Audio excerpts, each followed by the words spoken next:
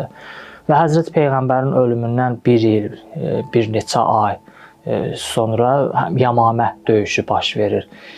Və həmin döyüşdə çoxlu sayda sahabələr şəhid olur və 70-ə yaxın Quran qarisi şəhid olur. Və həmin bu hadisənin baş verməsində Ömər İbn Xəttab ikinci xəlifə gəlir Əbu Bəkirə, deyir ki, bəs qarilər, hafiz-i Quranlar dünyasını dəyişib. Belə getsə, sonraki döyüşlərdə, sonraki müharibələrdə yavaş-yavaş qarilərin sayı azalacaq, yavaş-yavaş Quran yaddan çıxacaq. Və təklif edir ki, bəs gəl biz Quranı kitab formasında toplayaq və qoy Quran təhrifə məruz qalmasın da. Tarixdə qeyd olunur ki, Əbu Bəkir Siddiq qəbul eləmir ki, Peyğəmbərin sağlığında Peyğəmbər özü eləmədiyi şeyi mən niyə eləyim?